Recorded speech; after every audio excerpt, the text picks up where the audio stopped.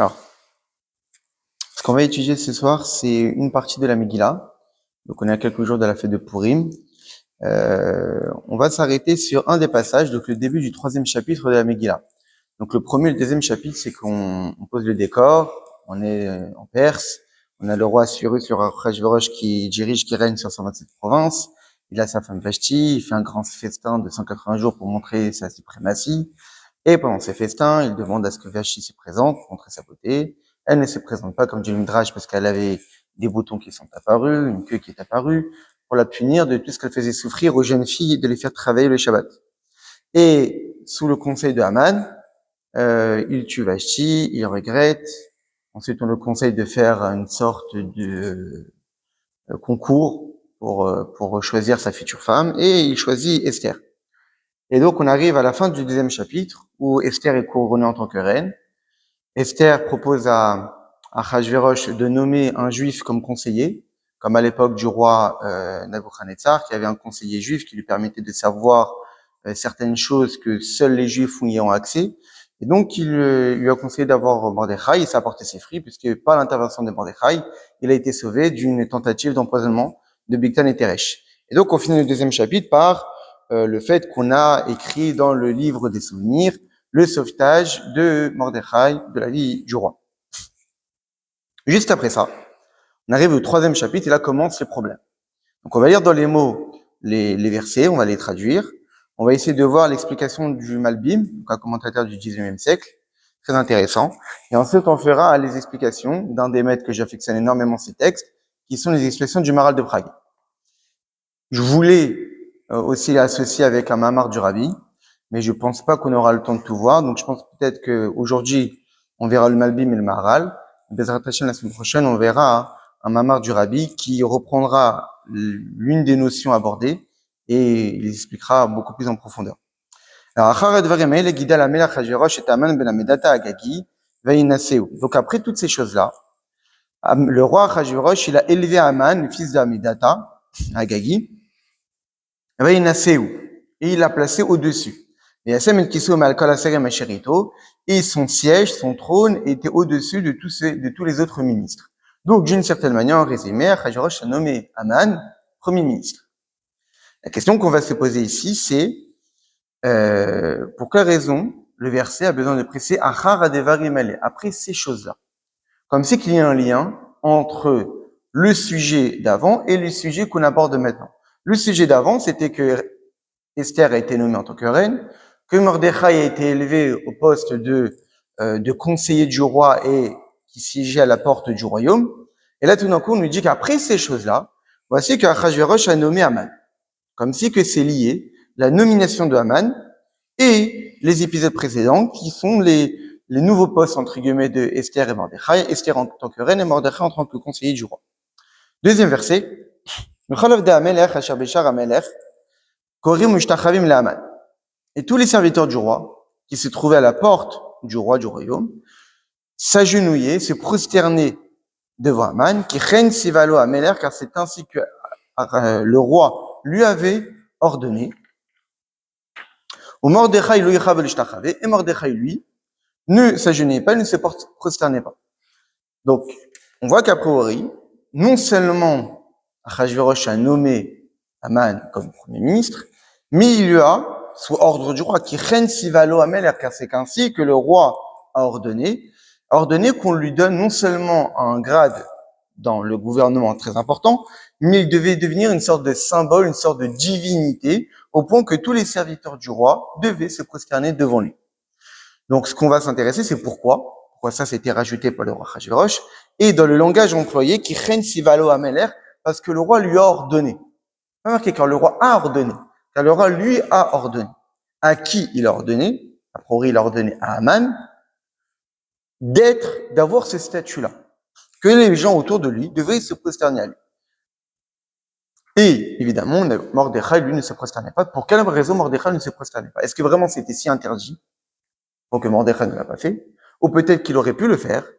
De quelle façon Mordechai n'effectuait pas cet ordre du roi de se prosterner à Haman? Troisième verset. Et donc tous les serviteurs du roi qui s'est trouvé à la porte du royaume, sont allés voir Mordechai. Pour quelle raison tu transgresses l'ordre du roi? Alors, veillez qui Amram et la le chamalem. Et après, de jour en jour, il répétait, il avertissait, mais pourquoi tu n'écoutes pas? Pourquoi tu n'effectues pas ça? Et donc, ils sont allés voir Aman pour transmettre les paroles de Mordechai. Quelles étaient les paroles de Mordechai? Qui guide la M. Ashuriou Yehudi. Donc, quel était l'argument de Mordechai? Pour quelle raison il ne s'agenouillait pas, il ne se prosternait pas devant Aman? Parce qu'il était un Yehudi, parce qu'il était juif. Donc, c'est son statut de juif qui l'empêchait de se prosterner à Aman. Donc, a priori, c'est parce que c'est interdit de faire de l'idolâtrie. On continue. Vayar Aman, qui en Mordechai korea mishtachavelo. Vayimale Aman chema. Donc, Aman a vu que Mordechai ne se prosternait pas. Alors, il s'est mis extrêmement en colère. Ici, ce qu'on peut aussi se poser comme question, c'est que on a l'impression, après que tous les serviteurs du roi ont dit à Aman, tu sais, Mordechai ne se prosterne pas devant toi, ça n'a pas forcément mis en colère. Mais c'est uniquement lorsqu'il a vu que Mordechai ne se prosternait pas, là, il s'est mis en colère. Pour quelle raison? Il s'est pas mis en colère dès le départ, dès qu'il a eu l'information. Normalement, le roi a statué qu'on devait se prosterner devant toi. On te fait savoir qu'il y a quelqu'un qui siège à la porte du royaume, qui ne se prosterne jamais devant toi. Il se met pas en colère. Il attend de le voir. Et après uniquement l'avoir vu, là, il se met en colère. Pourquoi avoir besoin d'attendre ça? Et dernier verset qu'on va s'attarder là-dessus. Et donc, Aman a méprisé le fait de uniquement porter préjudice à Mordechai, qui est guidolo et à Mordechai, parce qu'on lui avait savoir qui était le peuple de Mordechai. Et donc Aman a décidé d'exterminer tous les Juifs, à Mordechai, qui s'est trouvé dans le royaume du roi Cyrus, à Mordechai, qui était le peuple de Mordechai. Et donc évidemment la question qu'on va se poser, c'est pour quelle raison Aman ne s'est pas suffi de se venger, entre guillemets, de punir Mordechai. Il y avait l'ordre du roi. Que les serviteurs qui s'est trouvé à la porte du royaume devaient se prosterner à Aman. Mordechai ne l'a pas fait. Lui, il doit subir. Pourquoi tout le peuple devrait subir?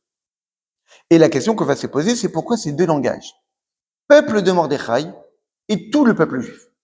Pourquoi parler de peuple de Mordechai et ensuite parler de tout le peuple juif? Donc voilà le sens simple des versets et les questions qu'on peut se poser là-dessus. Maintenant, ce qu'on va voir, c'est l'explication du Malbim. Alors, le Malbim, sur le Achar Devarim Haele, après toutes ces choses-là, le Malbim nous fait savoir quoi? Que, on a vu juste avant que Achashverosh a été sauvé par l'intervention de Mordechai. Mordechai a sauvé Achashverosh d'un empoisonnement mortel. Mais Achashverosh a oublié cela.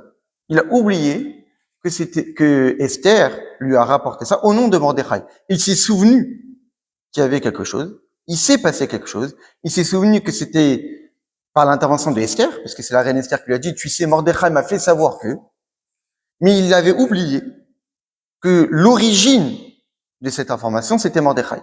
Mais il s'est uniquement souvenu que ça venait d'Esther. Et donc,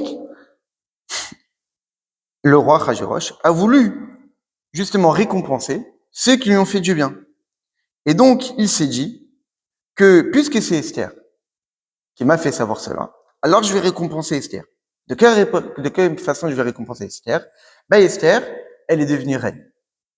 Mais elle est devenue reine grâce à certaines personnes qui ont fait qu'elle devienne reine.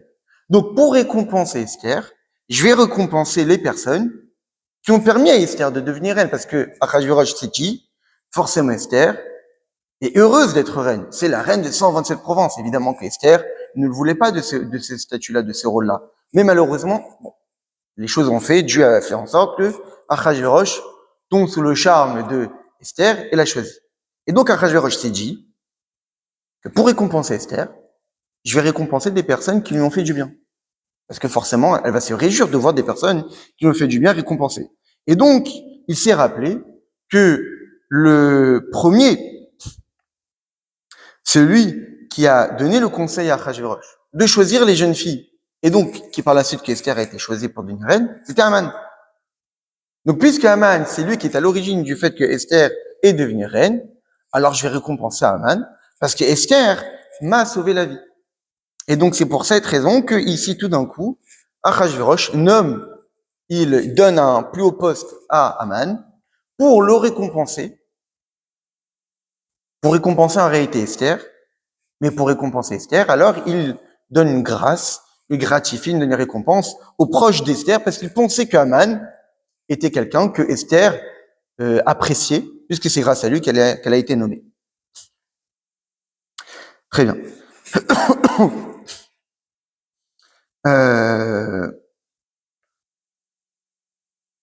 Donc c'est pour cette raison que qu'on dit Achar Adevarim Aele. Ensuite, il y a marqué que Guida Alveinaseo, donc il a élevé, il a donné ce haut poste, et donc il est évident que il aurait été très étonnant que Achashverosh puisse nommer immédiatement quelqu'un qui n'avait pas de poste important au départ, au poste le plus élevé de premier ministre. Donc c'est pour cette raison que dans le verset, nous dit le Malbim, on voit qu'il y a plusieurs termes qui se répètent sur l'élévation de Haman dans la société. On dit qu'il a élevé, Vayinaseu, Vayasem et Kiso. Donc en réalité, c'était un long processus. Achashverosh ne voulait pas que le haut poste obtenu par Haman se fasse remarquer par les autres ministres en se disant qu'il y a anguille sous roche. Il voulait juste montrer que c'était juste par ses méfaits, par ses actions positives pour le royaume. Et donc, il monte de grade au fur et à mesure et pas immédiatement, il arrive au plus haut poste. Et donc, le Malbim nous dit que c'est pour cette raison que le verset répète plusieurs termes d'élévation dans un même passage ou dans un même verset pour bien montrer qu'Achashverosh a fait cet effort que l'élévation d'Haman ne se fasse pas remarquer. Donc, petit à petit, il a gravi les échelons dans les postes les plus hauts de la société. Très bien. Ensuite, on voit qu'il a demandé à ce que tous les serviteurs du roi qui siègent aux portes du royaume se prosternent devant lui. Pourquoi?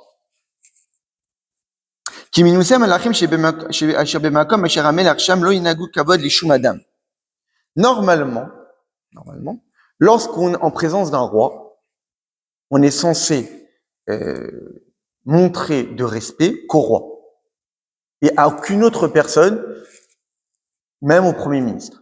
On voit même que dans l'histoire de l'histoire, on voit que Uriah, qui était le mari de Bathsheba, qui allait ensuite par la suite devenir la femme de David Améler, Uriah, lorsqu'elle a été amenée devant le roi David, on voit qu'il a donné une marque de respect à Yoav, qui était le chef d'armée du roi David, en présence du roi David. Donc ça a été, on évalue un lèse-majesté. Et donc on a vu que ce comportement-là n'était pas du tout apprécié, parce que face au roi, on ne donne que des marques de respect, et pour le roi, il y a aucune autre personne. Et pourtant, Achashverosh a accepté de mettre de côté son propre kavod, son propre respect qui lui était dû en tant que roi, et a demandé qu'on se prosterne à Haman, car le roi lui a ordonné que même si normalement ça ne devrait pas se passer ainsi, Haman, tu dois accepter que les gens se prosternent devant toi. Et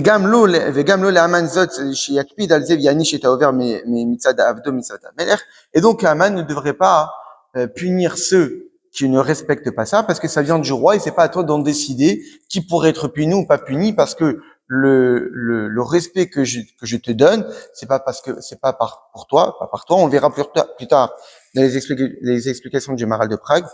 Pour quelle raison Achashverosh a fait ça? Quel était son intérêt? Parce qu'on voit bien que c'est contre nature. Le roi, la nature d'un roi, en plus d'un roi aussi sulfureux que Achashverosh, il attend que le marque de respect ne soit orienté que pour lui. Qu'est-ce que tu fais en sorte qu'on donne des marques de respect à Haman, quasiment plus de respect que normalement on devrait te donner?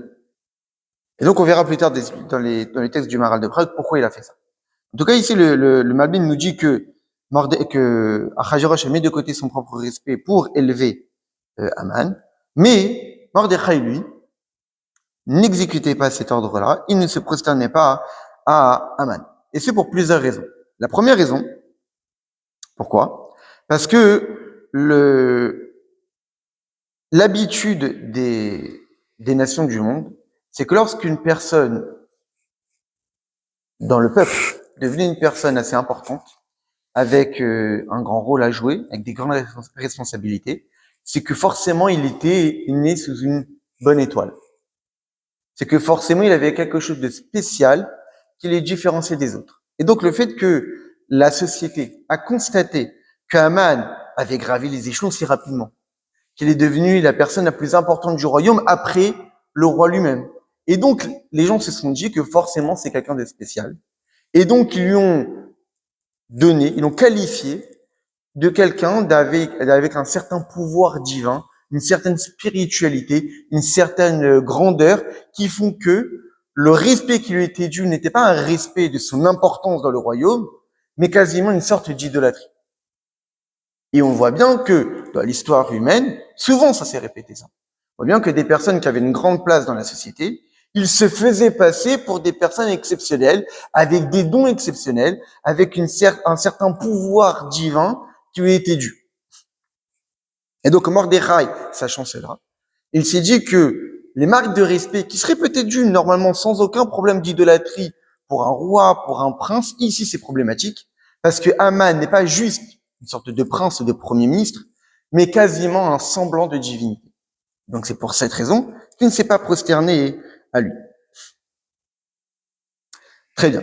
Ensuite, dans le texte même, la raison pour laquelle Mordechai a dit qu'il ne pourrait pas se prosterner à Haman, c'est parce qu'il était juif.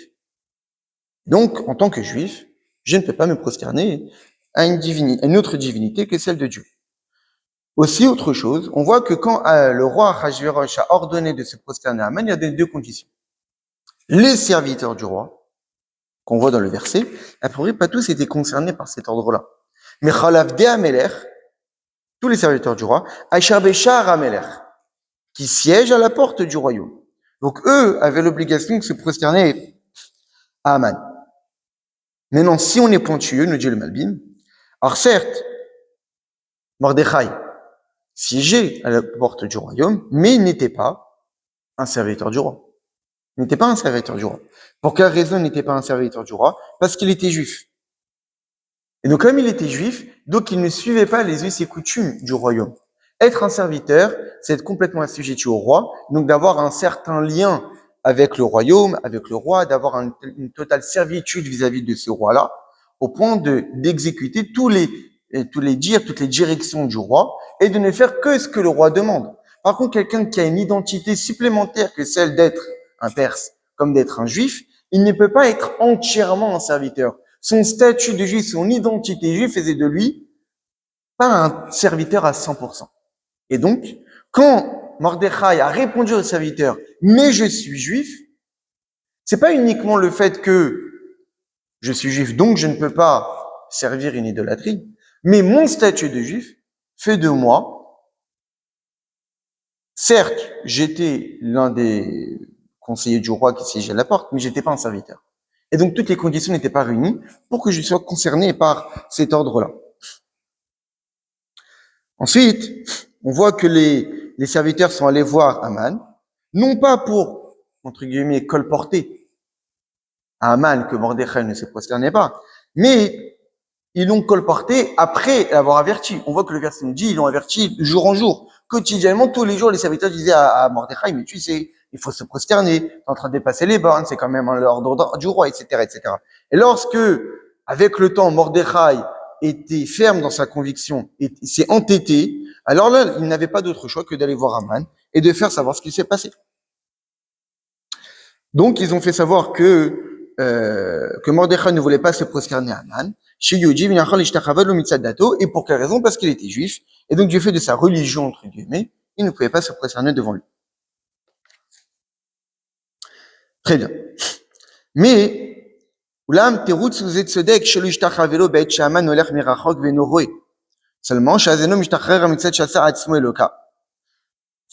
on avait vu, ensuite on a posé la question, pour quelle raison Haman a commencé à s'énerver contre Mordechai lorsqu'il a vu cela. Alors le Malbim nous explique quelque chose de très intéressant. Il nous dit parce qu'au départ, lorsqu'ils ont vu que Mordechai ne se prosternait pas à Haman, parce qu'il était juif, alors cet argument pouvait être accepté. Chacun a ses propres religions, ses propres us et ses coutumes, et donc on peut tout à fait respecter la religion de l'autre. Donc si tout l'argument c'est parce que tu étais juif, ça pouvait être accepté. Quand est-ce qu'on pouvait voir que cet argument, parce que tu étais juif, c'est uniquement cet argument-là qui est à l'origine du fait que tu ne te prosternes pas à Aman, c'est quand uniquement Aman est au loin, il passe. Si tu te prosternais devant lui, c'est que forcément tu le considères comme étant une divinité. Parce qu'Aman ne te voit pas.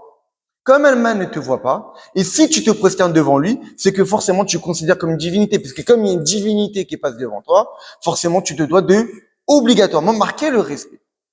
Si tu ne le fais pas, c'est parce que tu n'as pas le droit de considérer une autre divinité que le Dieu suprême. Et donc, on pourrait l'accepter. Seulement, lorsque Haman, maintenant, il a entendu que Mordechai ne se prosternait pas devant lui. Donc, il voulait vérifier. Est-ce que vraiment il ne se prosterne pas devant moi? Parce qu'il est juif ou pour une autre raison? Parce qu'il ne me respecte pas moi. Et donc, Haman, il s'est présenté devant Mordechai. Et donc, il attendait de voir cela. Si Mordechai ne se prosterne pas devant Haman, en présence de Haman, lorsqu'Haman le voit, donc même pas il fait une marque de respect, ça prouve bien que la raison que tu avais émise plus tôt, que c'est parce que tu es juif, est fausse. Si c'est uniquement parce que tu es juif, et donc tu n'as l'interdiction de considérer quiconque comme une divinité, alors pour quelle raison quand je suis devant toi? Et juste mon statut de premier ministre impose le respect et tu ne le marques pas, ça prouve bien qu'il y a d'autres raisons derrière. Et donc Haman s'est dit, en voyant Mordechai, il ne s'est pas suffi de ce qu'on lui a raconté. Parce que si on l'avait raconté ça, il pourrait se dire, bon, parce qu'il est juif, il n'y a pas de souci. Il a une religion, il se doit de la respecter, il a rien contre moi, tout va bien. Mais je vais quand même aller vérifier. Et donc il allait vérifier. Et donc il a constaté que Mordechai continuait à ne pas se prosterner devant lui. Parce que c'est l'habitude devant tout prince, premier ministre, qu'on fasse une marque de respect. Et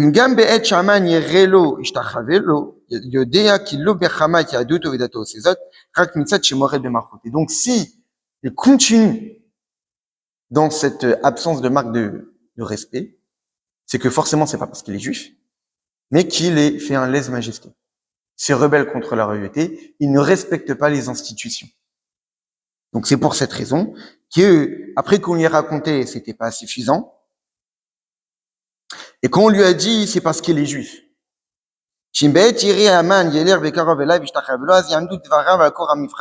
ידעו כי מחמת דתו נמנע להשתחוות שלא בפניו, ואין עליו עוון החטא.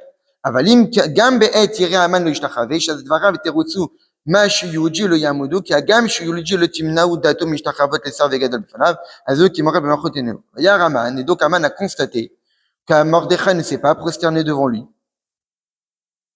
Pourquoi? Parce que justement, c'est bien pour une autre raison qui se cachait derrière. Maintenant, pour quelle raison il ne s'est pas suffi d'en vouloir à Mordechai? שהם סמכו שמיעת להשתחווה הוא כולל את עם מרדכי מצד דתם ישראלית מצד זה, ללא שנאה על כלל ישראל ודתם, ומשתתפים בדתו ורצה להכיל כלל הדת האי בעבדן השומרים אותו. Seulement il s'est dit que quoi? Il s'est dit que seulement on m'a rapporté que la raison pour laquelle, ça c'est Mordechai qui l'a dit, pour quelle raison il ne se prosterne pas? Parce qu'il était juif. Et donc il s'est dit qu'en réalité, son lèse-majesté n'est pas uniquement du fait que dans la religion juive, on se doit de respecter qu'un seul Dieu, mais peut-être que parce que dans la religion juive, il y a aussi cette façon d'agir. Et donc il s'est dit que c'est pas que Mordechai que j'en vouloir, mais c'est à tous ces peuples. Parce que tous ces peuples-là, ils ont leur propre philosophie, leur propre façon de voir, qui n'est pas uniquement le fait de respecter qu'un seul Dieu, mais peut-être de pas respecter les institutions. Et que devant un premier ministre, on se prosterne pas. Et donc il s'est dit, je vais pas me suffire de Mordechai, mais je vais demander l'extermination de tout le peuple. Donc voilà l'explication que donne le Malbim sur toutes les questions qu'on avait posées. Maintenant, ce qu'on va voir, c'est comment le Maharal de Prague explique.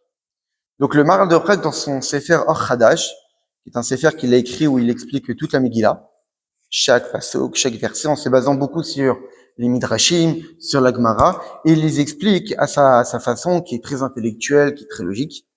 Et donc, évidemment, la première question qu'on avait posée, c'est pourquoi le verset nous raconte l'élévation de Haman dans la société, en nous précisant Achar Adevarim Hael, après ces choses-là, après l'élévation de Esther et Mordechai. Alors on avait expliqué d'après le Malbim pourquoi, parce qu'il voulait récompenser quelqu'un qui était proche d'Esther, etc. Maintenant, ce qu'on va voir, c'est ce que nous dit le Maharal. Le Maharal de Prague, au tout début, il nous rapporte d'abord le Midrash, qui nous dit qu'en réalité, Haman, il faut savoir que les bénis Israël, à l'époque des épisodes de Purim, ils étaient en exil. Ils étaient en exil au début en Babylone, à Babel, après que Nebuchadnezzar ait détruit le premier temple, mais les prophètes avaient dit que cette première exil devait durer 70 ans. Et qu'au bout de 70 ans, eh bien, il y aurait la construction du second temple. Le Achashverosh, c'était comme ça connu de tous qu'au bout de 70 ans d'exil, les bénis Israël allaient revenir sur leur terre. Sauf qu'il y avait un problème de calcul. Certains pensaient que c'était depuis la prophétie, d'autres pensaient que c'était depuis la destruction du temple. Et donc, en réalité, il y avait plusieurs façons de faire le calcul de ces 70 années. Achashverosh, il pensait qu'il y avait un certain calcul à faire. Et donc, d'après ces calculs, les 70 années étaient déjà passées et rien ne s'était passé. Donc, il s'est dit que la prophétie était fausse. Et donc, c'est pour cette raison qu'il a fait le festin. L'une des raisons pour lesquelles il a fait le festin, c'était justement pour se réjouir que la prophétie que le peuple juif allait revenir sur sa terre était fausse. C'est pour cette raison que sur le festin, le dit le maître, il a mis les ustensiles du Beth Amikdash pour bien montrer qu'en réalité, le Beth Amikdash n'existera plus. Donc on peut totalement les utiliser. On dit même qu'il a mis les habits du Kohen Gadol pour bien montrer que c'est une histoire ancienne. Maintenant, le Midrash nous explique quand même que le roi de Perse aurait pu, pourquoi pas, puisque c'était pas le roi de Babel, le roi de Perse, c'était les ennemis, ceux qui ont bâti la Babel à l'époque, il aurait pu permettre aux Juifs de reconstruire le temple. Et comme ça se passera par la suite. Ou par la suite, le prochain roi de Perse, il allait donner la possibilité au Béni Israël de remonter en Eretz HaKodesh avec Nehemia, avec Ezra, etc., pour reconstruire le second temple.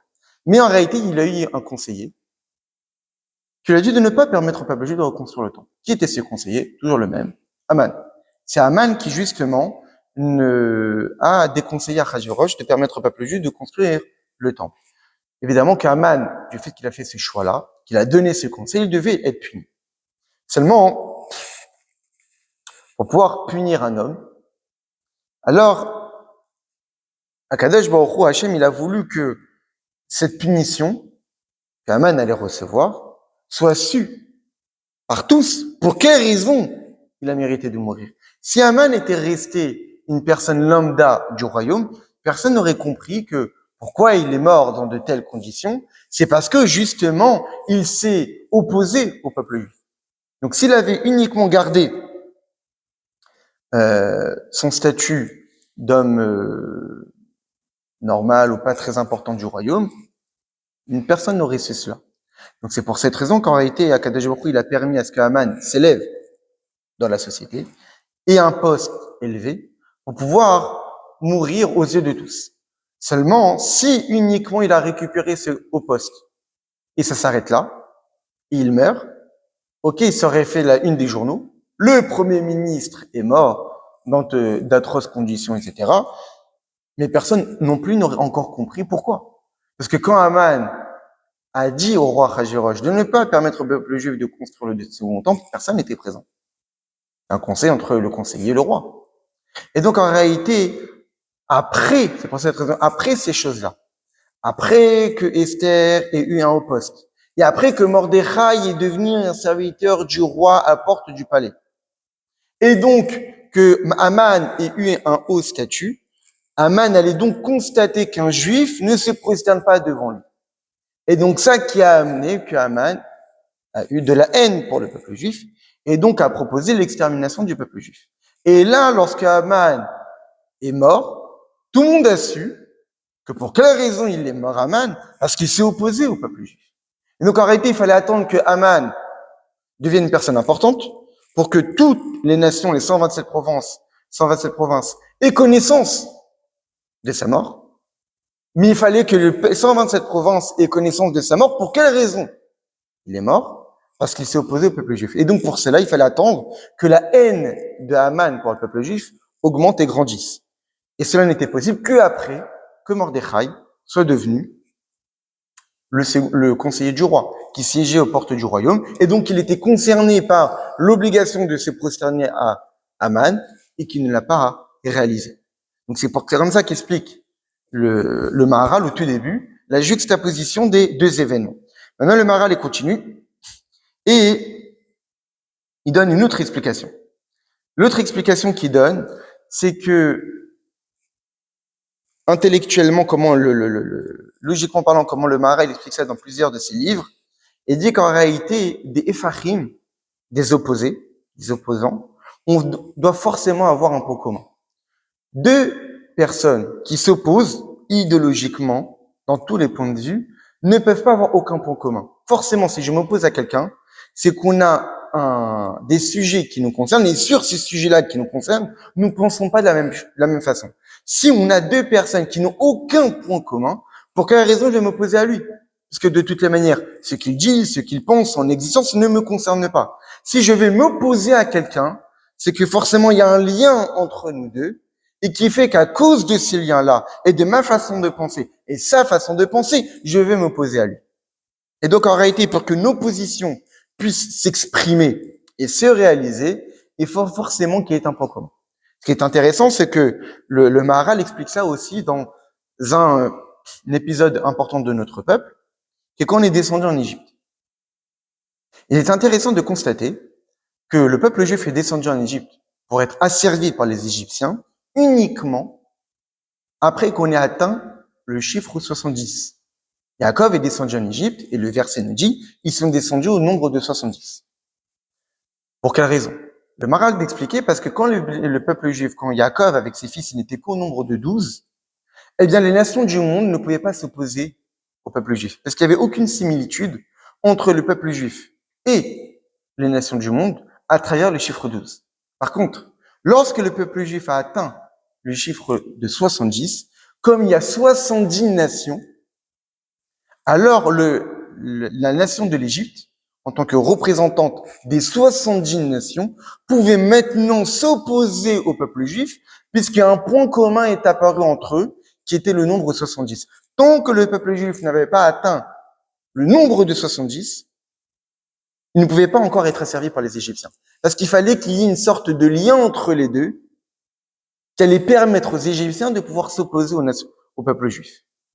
Eh bien, ici, le Maharal de Prague nous dit que puisque Haman, avec Mordechai et Esther, sont des opposants, ils sont entièrement opposés, idéologiquement. Haman, il voulait la mort, alors que Mordechai, il voulait la vie, il a sauvé le peuple juif. Haman, il s'est considéré comme étant une divinité, alors que Mordechai, il a donné sa vie pour la divinité. Donc on voit qu'en réalité, Haman et Mordechai étaient des opposants à tout point de vue. Et comme tout opposant, forcément, pour que l'opposition continue d'exister, il faut forcément que si un côté s'élève, pour que l'opposition continue d'exister, il faut que nécessairement aussi l'autre opposant s'élève. Parce que si d'un côté, Mordechai et Esther sont devenus des personnes très importantes dans le royaume, et que Haman reste une personne lambda, l'opposition ne peut plus continuer. Parce qu'un petit ne peut pas s'opposer à un grand. Ça n'a aucun sens. Donc, si la Megillah nous explique que Esther est devenue reine et Mordechai est devenu conseiller à la porte du royaume, c'est Haman qui avait pour vocation, qui a été créé pour ça, et qui avait une haine pour le peuple juif, et qui s'opposait au peuple juif, et que cette opposition puisse continuer et s'exprimer davantage jusqu'à le décret d'extermination, il fallait nécessairement qu'il monte aussi de grade. Parce que pour qu'il y ait opposition, il faut forcément qu'il y ait similitude. Comme disent le maître, Zelomadia c'est le Kim, que Dieu il a fait en sorte que le monde soit l'un face à l'autre. Ce qui existe dans le domaine de la Kedusha doit forcément exister dans le domaine du mal. S'il y a 10 forces de sainteté, il y a aussi 10 forces du mal. Et donc, pour qu'il y ait cet équilibre, si Esther et Mordechai se sont élevés, forcément Haman devait s'élever. Donc, c'est pour cette raison qu'on dit Achar Adevari Maël. Autre explication que donne le Maharal de Prague, c'est que, pourquoi on dit Achar Adevari Maël? Nous dit Rashi, nous dit aussi le Malbim, et nous dit aussi le Maral, en se basant sur la Gemara, qu'en réalité, c'était juste après le sauvetage d'Achashverosh par l'intervention de Mordechai. Et en réalité, ça, c'est ce qu'on appelle le Refoua Kedma Lemaka. C'est la guérison, le remède qui précède la maladie. On sait très bien que le peuple juif, il fonctionne comme ça. Que quand Dieu décide de frapper le peuple juif, c'est qu'il a déjà donné le remède à ce coup-là. Pour quelle raison? Parce qu'étant donné que Dieu ne souhaite pas l'extermination du peuple juif, si Dieu frappe le peuple juif, sans qu'il y ait de remède à ce coup-là déjà préexistant, ce coup-là peut être fatal, puisque le remède n'existe pas. Or, puisque Dieu ne souhaite pas exterminer le peuple juif, c'est que s'il y a coup, c'est que ce coup ne peut pas être fatal. Pour qu'un coup ne soit pas fatal, il faut que nécessairement, il y ait le moyen de le guérir. Donc, si Dieu s'apprête à frapper le peuple juif, pour le réveiller pour X ou Y raison, c'est que forcément, il y ait le remède à ce coup-là. Parce que si le remède n'était pas déjà présent, alors le coup que Dieu allait apporter au peuple juif, ça serait un coup qui potentiellement pourrait amener à l'annihilation, l'extermination du peuple juif. Et ça, c'est pas possible. Pour bien montrer que c'est pas possible, il y a forcément le remède. Quel a été le remède au décret d'extermination de Haman? Bah, c'est forcément l'intervention de Mordechai, comme on voit dans l'histoire plus tard, que on voit bien que dans la Megillah, il y a 10 chapitres. C'est un cours que j'avais donné il y a 2 ans. Il y a 10 chapitres. Il y a les 5 premiers chapitres. On voit que Haman, il s'élève, il décrète l'extermination du peuple juif. Arrivé au chapitre 5, tout commence à s'inverser. Quel événement le provoque? Le fait que le roi Achashverosh est insomniaque. Il n'arrive plus à dormir. Il demande son livre des souvenirs et on lui rappelle que Mordechai a sauvé le roi. Et c'est à cause, et c'est donc grâce à cet événement que Mordechai a sauvé le roi, qu'ensuite Mordechai a été, grâce au conseil de Haman, a été mis avec les habits du roi, sur le cheval, etc., etc. Et ensuite que Haman, il a voulu construire une potence pour tuer Mordechai, et qu'ensuite que Esther, il a dit au Achashverosh, Haman, il veut tuer mon peuple, et ensuite que on lui fait savoir, mais tu sais, Haman, il a construit une potence pour tuer celui qui t'a sauvé, et là, Achashverosh, il tue Haman.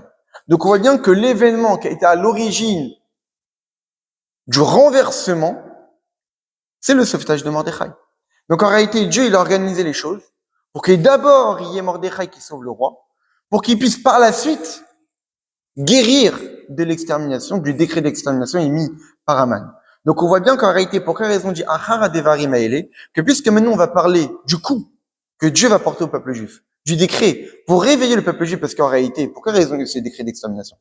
Parce que malheureusement, le peuple juif s'est mal comporté. Parce qu'ils ont profité du festin d'Achashverosh, alors que Mordechai leur avait dit de ne pas aller. Donc ils ont profité de là-bas. Qui était, comme je l'ai dit tout à l'heure, un festin pour se réjouir de l'exil. Et les juifs ont participé à ça. Qui était un festin rempli de débauches, etc., etc. Et donc en réalité, pour réveiller le peuple juif, il est bien qu'il y ait un coup par Dieu. Seulement Dieu ne frappe jamais le peuple juif s'il n'y a pas déjà au préalable un moyen de guérir. Et ce qui est intéressant, c'est que le Maran nous dit que ça, c'est pour le peuple juif. Par contre, pour les nations du monde, c'est l'inverse. Dieu frappe. Après, il voit s'il y a un remède pour les guérir. Mais pour les nations du monde, il n'y a pas de remède au préalable. Pour quelle raison? Parce que Dieu, il peut exterminer une nation. Comme on voit bien dans l'histoire humaine, beaucoup de peuples et de nations ont complètement disparu. Parce que ces peuples-là ne sont pas des peuples qui sont voués à vivre éternellement. Donc Dieu peut les frapper. Et après, si Dieu considère qu'il pourrait continuer à vivre, alors il apporte un moyen, un remède, une situation, des circonstances qui font que ce peuple-là va continuer à vivre. Mais pour le peuple juif, ça, c'est pas possible. S'il y a coup, il y a forcément remède. Pourquoi? Parce que ce peuple est censé être éternel. Très bien. Maintenant, le, le Maral de continuer donne encore une autre explication. Il rapporte un midrash qui nous dit qu'en réalité, quand on dit Achara Devarim Aele, après ces choses-là, le mot Devarim peut être traduit après ces paroles-là. Ça veut dire qu'en réalité, il y a quelqu'un qui a parlé. Et comme quelqu'un a parlé, alors il y a eu cet événement que Haman a été nommé en tant que premier ministre. Alors dans le Midrash, il y a 3 avis. Il y a un premier avis qui dit que la personne qui a parlé, c'est Haman. Le deuxième avis, c'est Achashverosh qui a parlé. Le troisième avis, c'est Hachem. Le premier avis, c'est Haman qui a parlé. Qu'est-ce qu'Haman il a dit? Haman il a dit, Esther a été nommée en tant que reine. Alors, si Esther est juive, alors nous avons la même ascendance, puisque moi, je descends de Esav. Et Esav et Yaakov, son frère. Donc si Esther est juive, moi aussi j'ai un lien de filiation avec elle, elle a été choisie en tant que reine, donc je peux aussi grandir dans le royaume du fait de notre lien de filiation. Si elle n'est pas juive, et donc elle fait partie des nations du monde, moi en tant que citoyen des 70 nations, et donc n'étant pas juif, je suis aussi lié. C'est-à-dire qu'en fait, Haman, il fait dit de 2 choses l'une. Si elle est juive, j'ai des ascendances juives, je suis lié. Si elle n'est pas juive, je suis pas juif. Et donc, c'est une non-juive qui a été choisie, je peux aussi profiter de son élévation.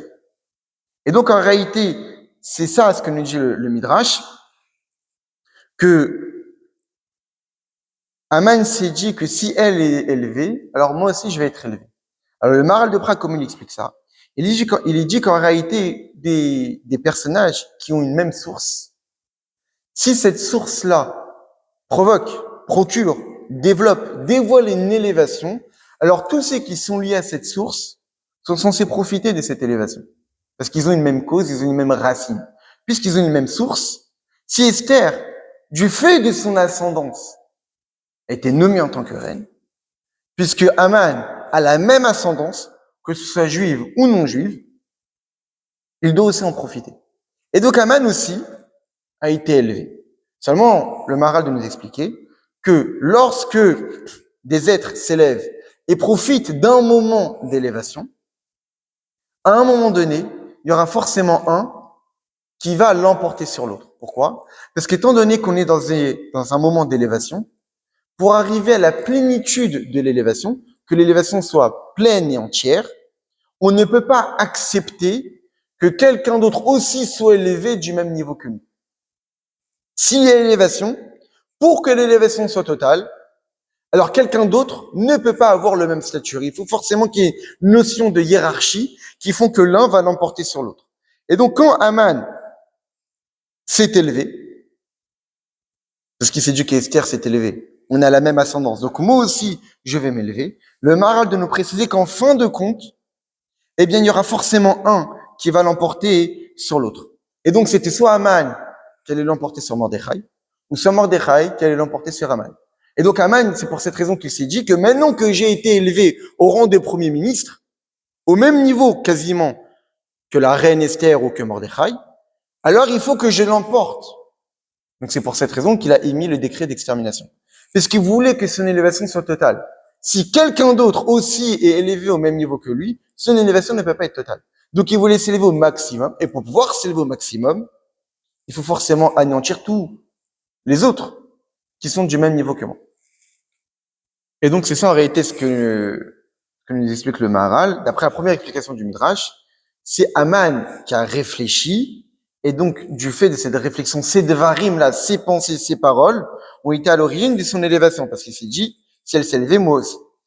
La deuxième personne, d'après le Midrash, le deuxième avis, c'est Achashverosh. Qu'est-ce qu'Achashverosh s'est dit? Achashverosh s'est dit que Mordechai, je l'ai élevé dans la société, il est devenu mon conseiller. Mais je sais qu'il souhaite construire le Beth Amikdash. Alors, il souhaite construire le Beth Amikdash, le construire, je veux pas. Lui faire changer d'avis à Mordechai, je peux pas non plus. Alors qu'est-ce que je vais faire? Alors, je vais nommer quelqu'un qui lui va s'occuper du problème. Donc en fait, c'est ça Achara Devarim Ele. Achashverosh s'est dit, maintenant que j'ai mis Mordechai en haut poste, il a certains droits. Avant les Juifs, il n'avait pas de haut poste dans la société, dans le gouvernement, etc.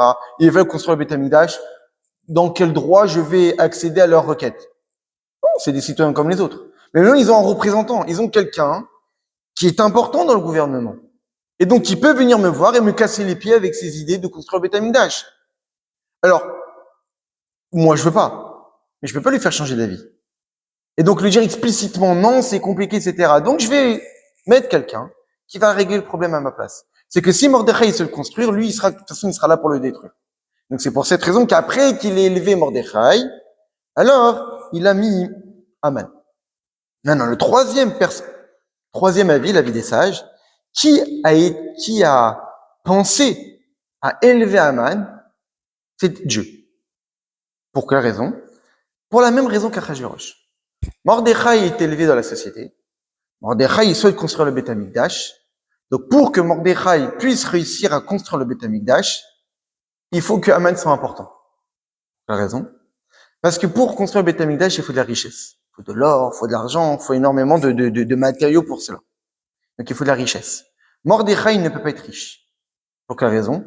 Comme s'explique le Maharal. Parce que pour être riche, il faut être assoiffé de richesse. Il faut vouloir toujours plus. Mordechai, en tant que tzaddik, un tzaddik, on lui donne un petit peu, il va se suffire de ça. Un tzaddik ne peut pas être riche, parce qu'il n'est pas attiré par la richesse. Pour être riche, c'est qu'il ne faut pas se suffire de ce qu'on a, et il faut toujours vouloir plus. Un tzaddik, lui, il est lié à la sagesse. Parce qu'un tzaddik, tellement qu'il est lié à la sagesse, que quand il a un petit peu de sagesse, il voudra toujours plus. Donc il va arriver au paroxysme de l'intelligence et de la sagesse. Par contre, pour la richesse, non. Pour avoir de la richesse, il faut être un rachat. Donc, puisque Mordechai, il souhaite construire le Beth Amikdash, et que maintenant qu'il est arrivé en haut poste de la société, et qu'il peut peut-être réussir dans cette requête, il faut qu'il ait le moyen de construire ce temple. Pour cela, il lui faut de la richesse. Lui seul, il peut pas l'avoir. Il faut que ça passe par quelqu'un qui lui pour obtenir de la richesse. C'est qui? Un rachat.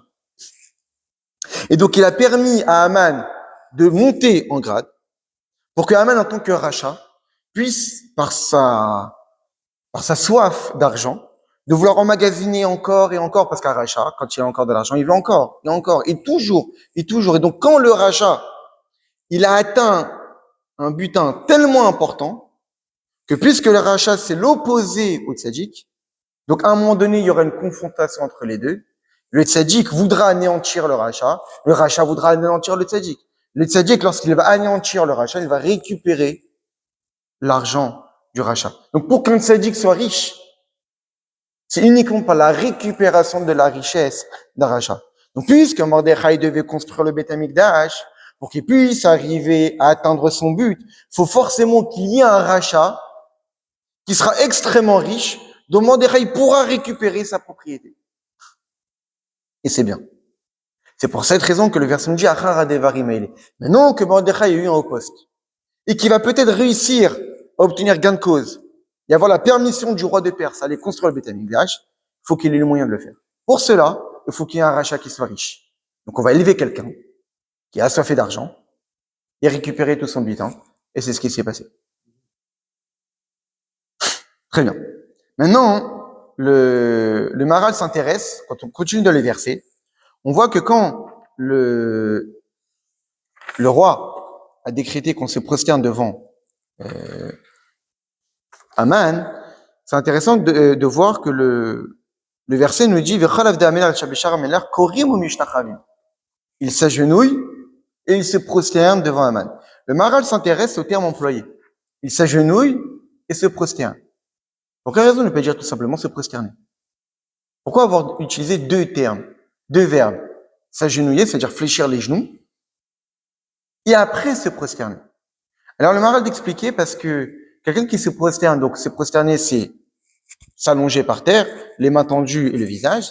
Eh bien, en réalité, c'est évidemment une marque de soumission, mais on ne sait pas vers qui cette marque de soumission est orientée. Quand on voit quelqu'un allongé par terre, qui nous garantit qu'il est allongé pour quelqu'un ou pour quelqu'un d'autre, puisque son visage, on ne sait pas vers qui il est orienté. Par contre, lorsque quelqu'un il s'agenouille, dans sa position, les genoux sont au sol et son buste droit, c'est que forcément, il fait cet acte de soumission pour la personne qui est en face d'elle. Et après, il se prosterne.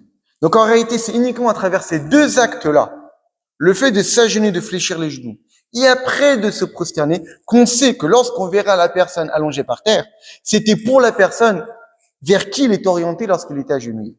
Donc c'est pour cette raison que le Maharal nous dit que pourquoi il y a ces deux termes qui sont employés, Korim ou Mishtachavim, parce que c'est uniquement grâce à ces deux termes-là qu'on sait vers qui on est prosterné, on fait cette marque de soumission. Donc, puisque cette marque de soumission devait être orientée pour Aman, il fallait que cet acte-là, ce geste-là, montre l'orientation, la direction, le sens vers qui s'est dirigé cet acte. Donc, la ishtachava, juste le fait de se prosterner n'était pas suffisant. Il fallait aussi l'acte de s'agenouiller. Ensuite, le verset nous dit que les serviteurs se sont prosternés devant Aman, qui chen siva al parce que le roi l'a ordonné à lui. C'est-à-dire quoi? Kichen siva lo amelach. Le roi l'a ordonné à lui. On aurait pu dire Kichen siva amelach parce qu'ainsi le roi a ordonné. Pourquoi à lui, il lui a ordonné à lui? Alors le Maharal nous dit, c'est parce qu'en réalité, tout le but. Pourquoi? C'est une explication qui a priori est quasiment unique. Il y a une édition du Maharal où il y a un Rav, le Rav Ertman, qui a fait un commentaire là-dessus. Et il dit que parmi tous les commentaires qui existent sur la Megillah, le Maharal, c'est peut-être quasiment le seul qui dit ça. Il dit quoi? Il dit qu'à priori, pour quelle raison Achashverosh a demandé à ce qu'on s'agenouille devant et qu'on se presse devant Aman, c'est pour pousser Mordechai à être idolâtre. Tout le but, c'était de pousser Mordechai à être idolâtre.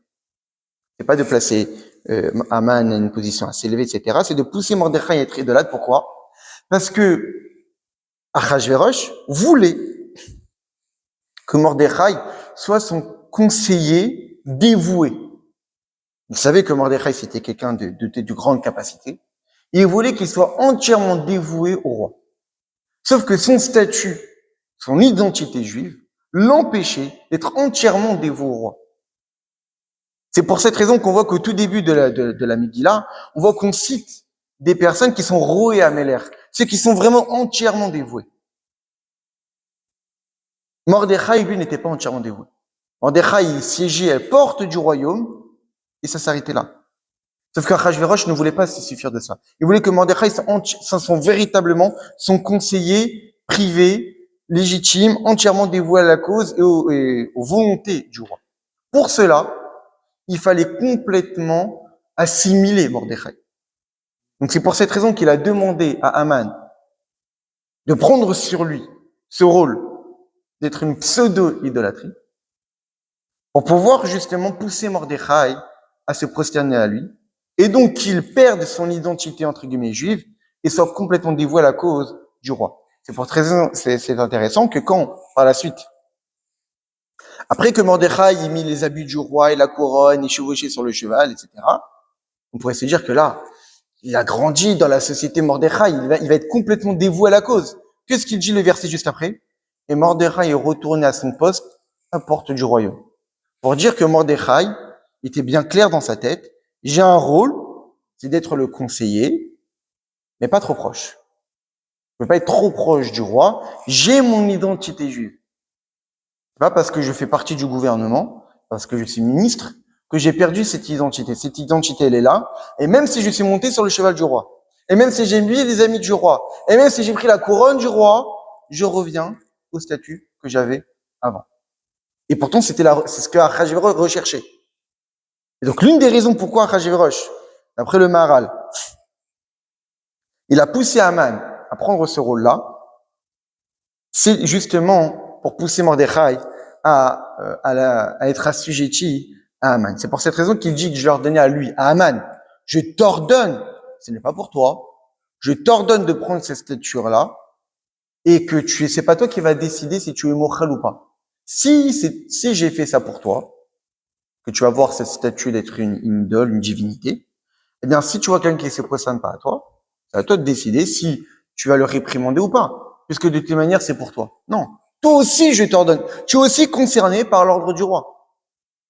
Je t'ordonne d'être une divinité. Parce que c'est pas pour toi, c'est pour quelqu'un d'autre. Ce qui m'intéresse, c'est de voir que Mordechai se prosterne à toi, qu'il perde, qu'il dénature, qu'il atténue son identité juive et qu'il soit complètement dévoué à la cause. On continue. Ensuite, on nous dit que Mordechai lo yichav ol ishtachave, il ne se prosternait pas, et il ne s'agenouillait pas, il ne se prosternait pas. Ici, les verbes sont au pluriel. Lo icha, lo ishtachave. Là, pas l'ora, il ne s'est pas prosterné. Il ne s'agenouillera pas, et il ne se prosternera pas. Pourquoi au futur? Le Maharal nous dit, parce qu'en réalité, quand on dit que quelque chose est au futur, ça veut dire que c'est éternel. Quand on dit que l'acte est au passé, c'est qu'il a été effectué au passé, mais rien ne garantit qu'il sera effectué au présent ou au futur. Quand on dit que Mordechai ne se prosternera pas, ça veut dire qu'il faisait un acte qui montrait que c'était un acte répétitif. C'est-à-dire que quand Haman passait, il montrait qu'il ne se prosternait pas. Non seulement il montrait, nous dit le Maharal, mais il allait devant Haman. Shmet, comme on dit. Il allait devant Haman en tunisien. Ça veut dire qu'il faisait exprès de se mettre devant Haman et de ne pas se prosterner. On pourrait se dire, comme dit le Midrash, à cause de toi, Mordechai, tu mets un grand danger pour le peuple juif. Quand tu vois que Haman arrive devant toi, cache-toi, dis que tu vas aux toilettes, dis que tu as tes propres occupations. Comme ça, ni tu te prosternes, ni on va t'en vouloir, puisque au moins, t'es pas là. Non, nous dit le Maharal. Il faisait exprès de se présenter devant lui. Et ce, pour plusieurs raisons. Première raison, parce que c'est une misva. Maharal nous dit que le fait de montrer devant Haman que Mordechai ne se prosternait pas, c'est une misva de Kiddush Hashem. Comme on l'a dit, il y a une opposition entre Haman et Mordechai. Haman, c'est considéré comme une divinité. Mordechai, il a donné sa vie pour la divinité, pour Dieu. Comment il donnait sa vie pour Dieu? Parce qu'il se mettait devant Haman. Pas juste Haman qui était au loin, il passait comme on l'a dit tout à l'heure avec le Malbim. C'est que non, il se mettait devant Haman. Exprès. Il restait debout. Pour lui montrer, je ne m'imaginais pas devant toi. C'est pour cette raison qu'on dit au futur, parce qu'il faisait un acte qui montrait que c'était quelque chose de répétitif. Et la deuxième raison, pour que les arguments des Juifs qu'ils pouvaient avoir, parce que ce qui est marqué dans la Gemara, etc., mais c'est dangereux, tu mets le peuple juif en danger, etc., mais l'ordre, il concerne qui? Les serviteurs qui sont à la porte du royaume. Le roi m'a ordonné d'avoir ce statut. Donc je suis obligé d'être à la porte du royaume. Je peux pas me cacher. Je peux pas me défiler. Je peux pas demander ma démission. Donc je suis obligé de rester là. Tant que le roi n'a pas décidé de me virer, etc., je suis obligé de rester à mon poste. Et en restant à mon poste, Haman passe. Je me prosterne pas. Donc me demander de quitter mon poste, de me demander de faire semblant que je suis occupé, etc., je ne peux pas. Tant que le roi m'a obligé de rester à ce poste-là, je suis obligé de rester là. Et comme je suis obligé de rester là, il passe devant moi, je ne vais pas me prosterner. Et enfin, on va finir avec ça. Pour quelle raison Mordechai ne s'est pas prosterné? Alors on voit que le verset nous dit, Vaï qui amram el aviam. Tous les serviteurs venaient tous les jours pour Mordechai, mais pourquoi tu fais ça, mais pourquoi tu fais ça, etc., etc. Et le Midrash nous raconte quelque chose de très intéressant. Il nous dit qu'en réalité, les enfants de Rachel a eu deux fils, Yosef et Binyamin. Et le Midrash nous dit que les enfants de Rachel sont similaires dans leurs épreuves et dans leur grandeur. Similaires dans leurs épreuves, Yosef, lorsqu'il était serviteur de Potiphar, que nous dit le verset? Vaï kedabera el Yosef yom yom. Lorsque la femme de Potiphar revenait tous les jours voir Yosef pour le séduire et le pousser à avoir une intimité avec elle. Et le Midrash nous fait la comparaison. De la même manière que Yosef a été séduit quotidiennement par la femme de Potiphar, Mordechai, en tant que descendant de Binyamin, quand il dit Mordechai, Ishuji, Ayabishonavera, Yémini, le Yémini, c'est Binyamin. C'est-à-dire que Mordechai était un descendant direct de la tribu de Binyamin. Parce que c'était un descendant du roi Shaoul, et que Shaoul était un descendant de la tribu de Binyamin. Et qu'en réalité, de la même façon que Yosef, il était harcelé par la femme de Potiphar quotidiennement, et le verset nous dit Yom Yom tous les jours, les mêmes termes sont employés par Mordechai, où il était harcelé tous les jours par les serviteurs du roi, pour le pousser à se prosterner. Donc ça veut dire qu'on les compare, et Yosef et Mordechai, dans leurs épreuves. Et on les compare dans leur grandeur. On voit que quand Yosef il est sorti de prison et qu'il a interprété les rêves de Pharaon, Qu'est-ce qui s'est passé? Vayassar Amelech et Tabato. Pardon. Vayassar Paro et Tabato, Maliado, Veiten Otalia de Yosef. Paro a enlevé sa bague de sa main et l'a donnée à Yosef pour devenir le vice-roi. Et qu'est-ce qu'on voit dans la Megillah? Vayassar Amelech et Tabato Achirevir Ma'aman. Que Pharaon, que Achashverosh a pris sa bague qu'il avait récupérée de Haman et l'a donnée à Mordechai. Donc on voit que et Yosef et Mordechai ont eu les mêmes grandeurs. Par la suite, lorsque Yosef a été nommé en tant que vice-roi, eh bien, Pharaon l'a mis sur son cheval, il l'a mis sur sa charrette, et on l'a exposé, on l'a promené dans l'Égypte, en disant, on va écrire les fanav Avrer. On l'a donné un nom, un terme d'importance, Avrer. Av, le père, rare qui est jeune, c'est-à-dire quelqu'un qui a un grand statut tout en étant jeune. C'est exactement ce qui s'est passé avec eux, avec Mordechai. Venatan, allez-vous, je vais sauver Caro les fanav, on lui a donné le cheval du roi, on lui a donné les habits du roi, on a dit, voici comment le roi il respecte, voici ce qu'on fait à quelqu'un que le roi respecte. Donc on voit une grande similitude entre Yosef et Mordechai, parce que les deux sont les enfants de Rachel. Et donc en réalité, lorsque les serviteurs sont allés voir Haman, ils ont dit, tu sais, Mordechai ne veut pas se prosterner à toi, parce qu'il est juif. Le Midrash nous dit que Esav est allé voir Mordechai, en lui disant, mais ton ancêtre, il s'est prosterné à mon ancêtre. Quand Esav est arrivé devant Yaakov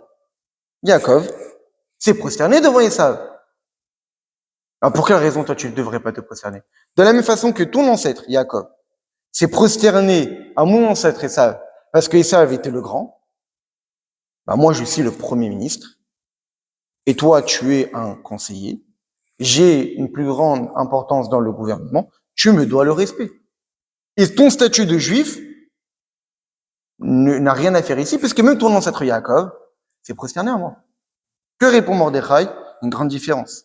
C'est qu'à cette époque-là, mon ancêtre à moi, Binyamin, n'était pas encore né. Tout le monde s'est prosterné à Esav, sauf un, Binyamin. Binyamin, il est né en Eretz Israël, pas en chemin.